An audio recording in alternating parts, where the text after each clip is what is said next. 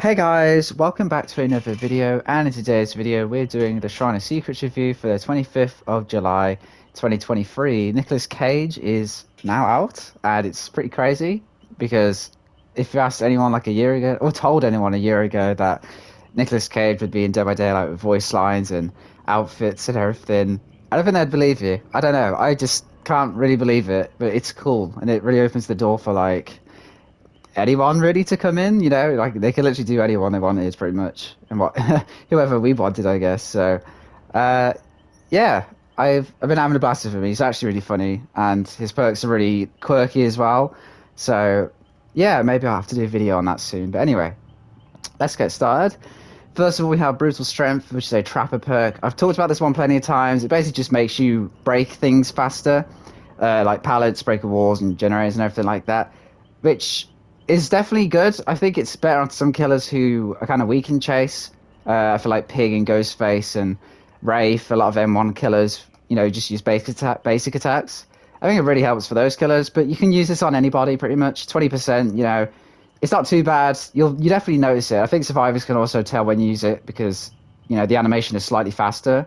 But yeah, I mean it's not bad. It's not like amazing because it's only 20%. But it's like a nice little bonus, I guess. To everyday actions, I guess. Next up, we have Force Hesitation, which is a Singularity perk. This is quite a new killer, actually. It's the first time one of the End Transmission chapter perks are been on the Shrine. But this basically makes it so every time a survivor is put into the dying state, every survivor within 60 meters of that survivor become hindered for 10 seconds, which reduces their movement speed by 20%, and then it goes on cooldown. This one is pretty good.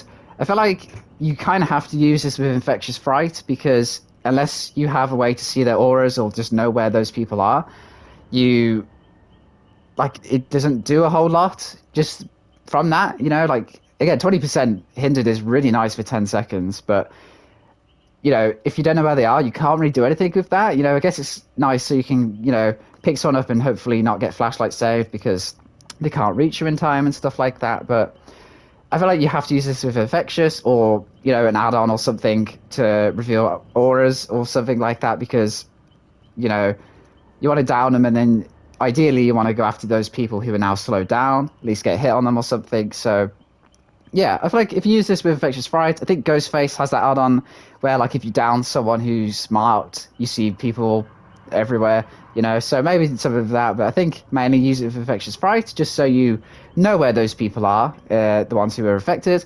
But if you use it by itself, it's decent, like I said, it might prevent you getting flashlight blinded because they can't reach you in time, but maybe best to combo it with something. Next up, we have Appraisal, which is a LED perk. Again, I've talked about this one a couple of times. You basically start a trial with 3 tokens, like you do with Distortion, or just Distortion, actually. And when a chest has already been opened, you can consume a token to basically open it again and rummage through it.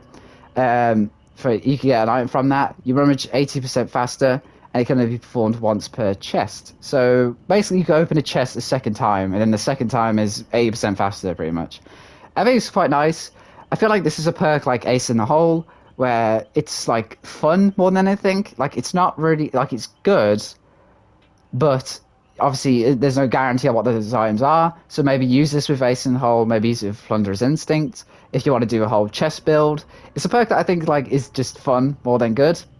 Like of all chest perks really, like because it's kind of luck based on what item you get. So you might use all 3 tokens to get absolutely terrible items, which is probably likely to happen.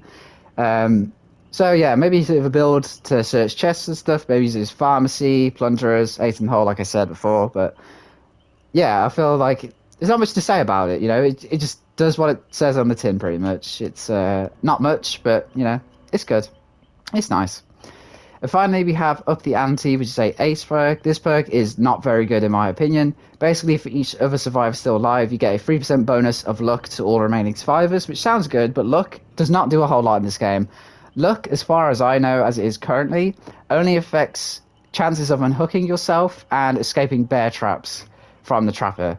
As far as I know, that's literally the only aspects of the game that luck affects.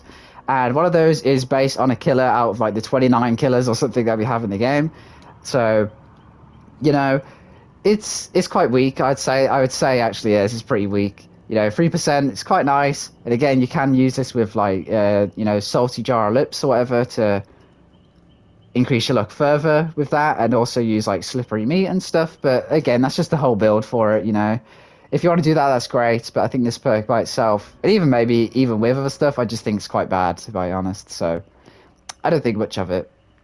I would say probably appraisal. I just think because it's like fun. Like I said, I don't know if it's good. It's hard to like explain, but you know, it's good, but it's more fun than good because it's just getting items, and you know, I think every character could benefit from getting more items, in my opinion.